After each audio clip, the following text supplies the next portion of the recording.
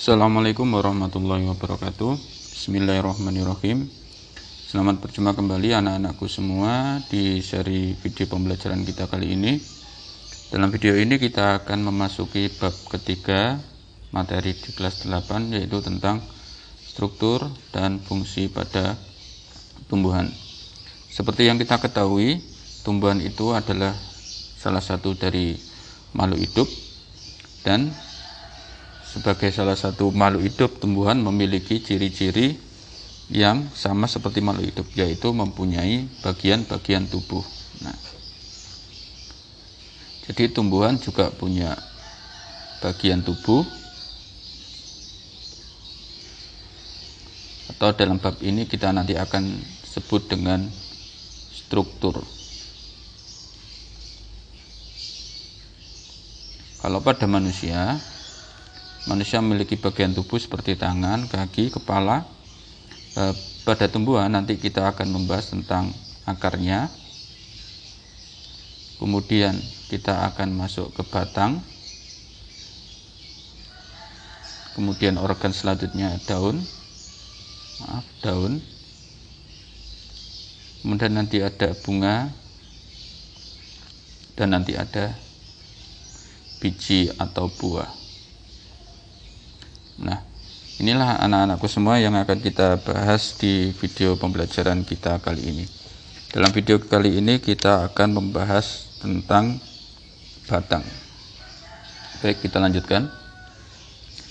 Nah, seperti yang kalian ketahui juga bahwa tumbuhan di dunia ini memiliki berbagai jenis, bentuk, dan juga ukuran. Seperti pada gambar di sini, ini adalah salah satu jenis tumbuhan padi. Kalau kalian masih ingat nama Latin, padi memiliki nama Latin Oryza sativa. Oryza merupakan nama genusnya, sedangkan sativa merupakan nama spesies padi tersebut. Nah, kita sekarang masuk ke struktur akar.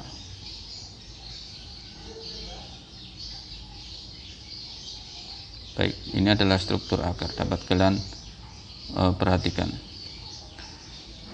Akar merupakan organ tumbuhan yang terletak di dalam tanah. Walaupun tidak semua akar nanti ada di dalam tanah. Ada akar-akar pernafasan pada beberapa tumbuhan tertentu, dia terletak di luar tanah.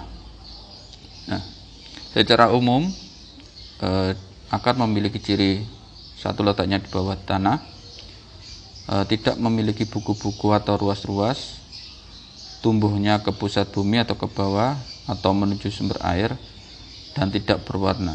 Nah, ini adalah salah satu ciri tanah. Kemudian salah satu ciri akar. Akar punya fungsi. Yang pertama adalah menambatkan tubuh tumbuhan pada tanah, menyerap air dan mineral.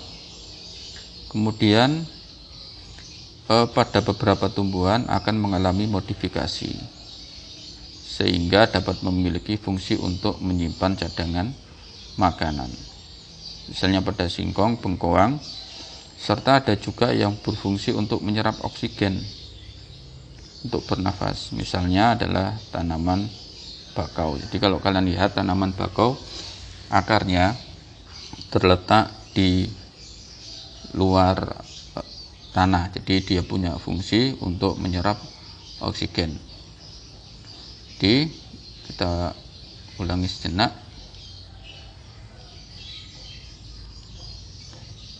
Bahwa secara umum akar ini fungsi utamanya adalah untuk menambatkan tumbuhan supaya tumbuhan itu berada di atas, posisinya kuat. Kemudian untuk menyerap air, dan beberapa tumbuhan akan mengalami modifikasi akar, terutama sebagai tempat penyimpanan cadangan makanan. Nah, sekarang mari kita lanjutkan. Nah, seperti pada wortel atau lobak, Akar tunggang berfungsi menyimpan cadangan makanan dan digunakan tumbuhan selama proses pembentukan buah. Jadi fungsi utama akar satu untuk menguatkan posisinya, yang kedua adalah untuk menyimpan cadangan makanan. Baik, sekarang di sini saya akan memperlihatkan pada kalian. Ini adalah struktur akar. Ya, jadi kita ambil salah satu gambar saja.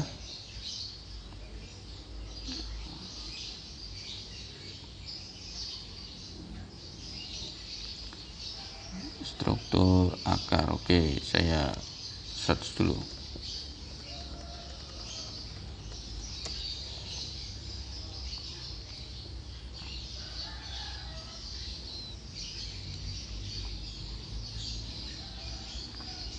Baik, ini adalah salah satu struktur akar.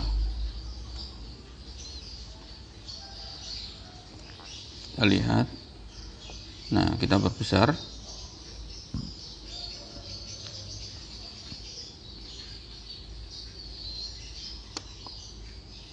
Nah, anak-anakku semuanya, silakan diperhatikan bahwa akar secara umum berbentuk seperti ini. Di ujung akar ini adalah terdapat zona pembelahan atau biasa disebut dengan zona meristematik. Fungsi ujung akar ini adalah tempat untuk tumbuhnya akar sehingga dia bisa terus memanjang. Ada pemanjangan, pematangan, dan ini ada dua jenis penampang akar, yaitu akar pada tumbuhan dikotil dan akar pada tumbuhan monokotil. Nah, mungkin kalian sudah tahu semua apa perbedaan akar pada tumbuhan dikotil dan perbedaan akar pada tumbuhan monokotil. Nah, kita lihat di sini. Nah, akar tumbuhan dikotil memiliki perakaran tunggang. Jadi ini adalah dikotil, sedangkan yang ini adalah akar monokotil. Perbedaan utama dari akar dikotil dan monokotil adalah bentuknya. Fungsinya sebenarnya sama, yaitu untuk mengokohkan tumbuhan dan menyerap air dan mineral. Cuma pada tumbuhan dikotil ini dia akarnya berbentuk tunggang. Apa akar tunggang itu? Jadi akar tunggang itu ada satu akar utama yang besar, kemudian di sekelilingnya ada akar yang kecil-kecil atau rambut akar atau serabut yang lain. Sedangkan kalau akar serabut itu dia semua akarnya berbentuk serabut semua dengan ukuran yang sama. Jadi kalau tunggang itu yang membedakan adalah ada satu yang menjadi pokok yang berukuran besar dan yang lainnya berukuran lebih kecil. Kalau serabut semuanya sama. Nah, apa perbedaan akar dikotil dan akar monokotil? Nah, selain tadi pada strukturnya, jadi ada xilem, ada floem, ada rambut akar dan lain sebagainya. Akar dikotil dan monokotil, perlihatkan di sini. Ini adalah akar dikotil atau tumbuhan kacang hijau, contohnya salah satunya, dan juga akar jagung atau tumbuhan monokotil. Sistem perakaran pada tumbuhan dikotil berupa perakaran tunggang, sedangkan pada monokotil berupa perakaran serabut. Morfologi atau bentuknya itu seperti ini. Jadi kalau dikotil satu besar, kemudian dia punya bagian-bagian lain yang kecil. Kalau monokotil serabut dia seperti ini. Kemudian penampangnya kalau kita potong melintang, jadi bagian luar ini sama merupakan epidermis. Jadi kalau kalian lihat luar akar itu adalah lapisan epidermisnya. Setelah lapisan epidermis, di sini terdapat namanya lapisan korteks. Sama antara dikotil dan monokotil, ada lapisan korteks. Kemudian di bagian dalam ada silinder pusat, kemudian ada xilem dan ada floem.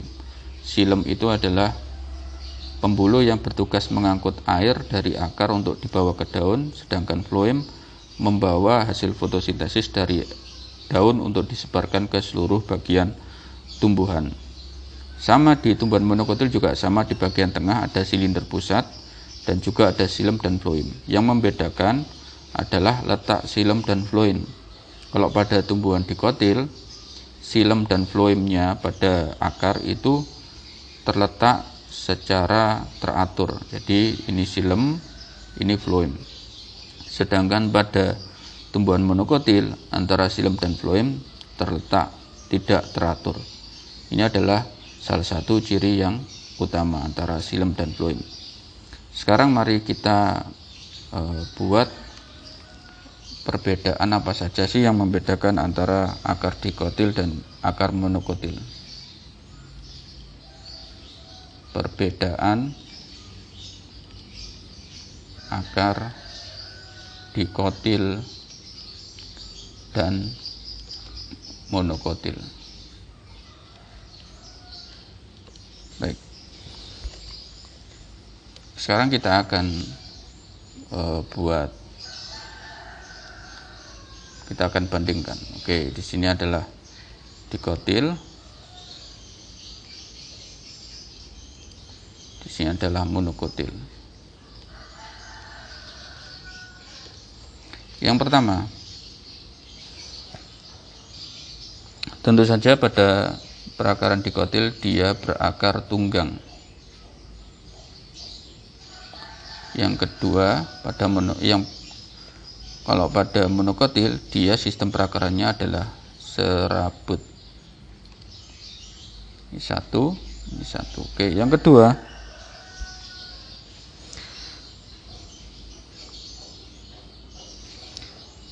adalah yang paling utama adalah letak xilem dan floem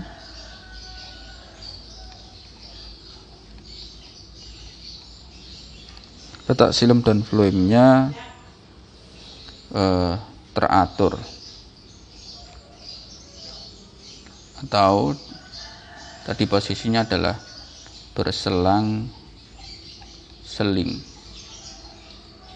Kalau pada tumbuhan monokotil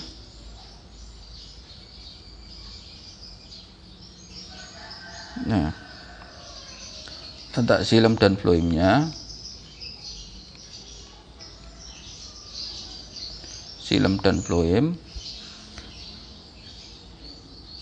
dia bersifat kolateral. Jadi xilem dan floemnya bersifat kolateral. Apa maksudnya bahwa bersifat kolateral? Itu artinya xilem dan floem kalau pada tumbuhan dikotil tadi ya, xilem dan floem kita lihat di sini. Xilem dan floem itu saling berselang-seling. Jadi xilem, floem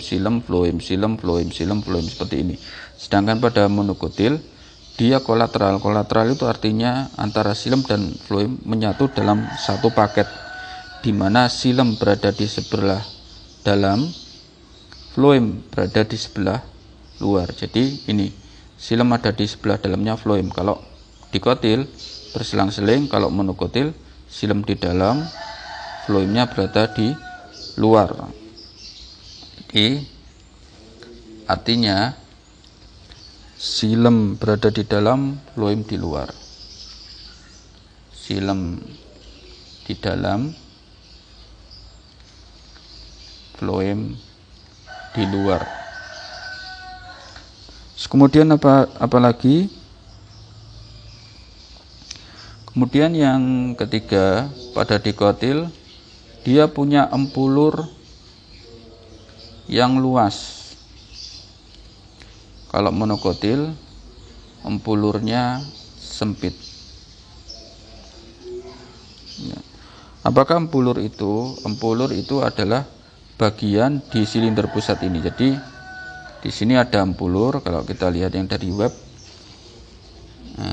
empulur.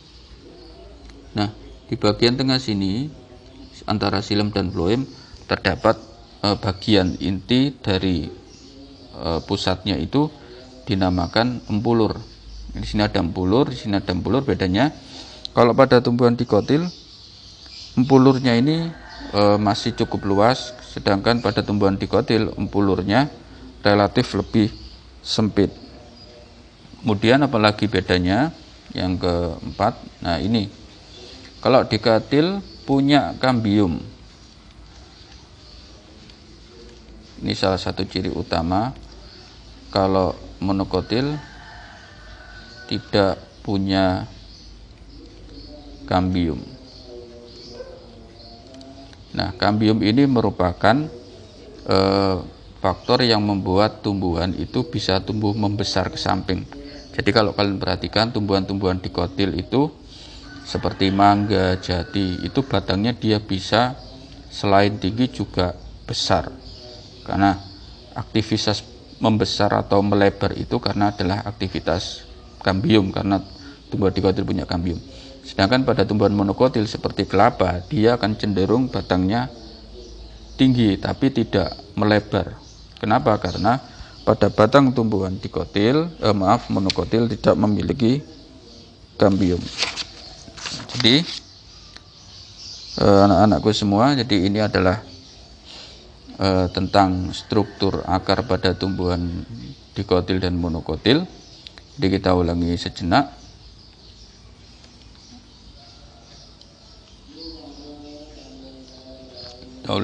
Bahwa akar secara umum baik dikotil maupun monokotil punya fungsi yang sama, yaitu untuk menambatkan tubuh tumbuhan atau mengokohkan tumbuhan serta menyerap air dan mineral dari dalam tanah. Pada beberapa tumbuhan dia mengalami modifikasi sehingga mampu memiliki fungsi tambahan seperti menyimpan cadangan makanan seperti singkong, bengkoang, dan menyerap oksigen untuk tumbuhan tersebut bernafas, misalnya pada tumbuhan bakau. Kemudian sistem perakaran tumbuhan secara umum terbagi dua, sistem perakaran tumbuhan dikotil dan sistem perakaran tumbuhan monokotil. Kalau dikotil dia berakar tunggang seperti ini, kalau monokotil dia berakar serabut. Kemudian beberapa perbedaan dari tumbuhan dikotil dan tumbuhan monokotil dari segi akar adalah satu tadi dikotil tunggang, monokotil serabut. Kemudian pada dikotil letak pembuluh xilem dan floem itu dia berselang-seling. Jadi saya kasih di sini keterangan kalau xilem itu mengangkut air plus mineral dari tanah menuju daun. Kalau floem itu dia mengangkut hasil fotosintesis untuk diedarkan ke seluruh bagian tumbuhan. Nah, ini adalah catatan. Nah, sedangkan kemudian tadi pada dikotil adalah umpulurnya luas, kalau monokotil umpulurnya sempit, dan yang paling penting tumbuhan dikotil memiliki kambium sedangkan monokotil tidak. Jadi itu adalah struktur akar tumbuhan yang bisa saya sampaikan di video kita kali ini. Nanti di video kita selanjutnya kita akan membahas tentang struktur batang, daun, dan juga materi-materi lainnya. Tetap semangat belajar dan tetap berdoa kepada Allah Subhanahu wa taala. Terima kasih, saya akhiri. Assalamualaikum warahmatullahi wabarakatuh.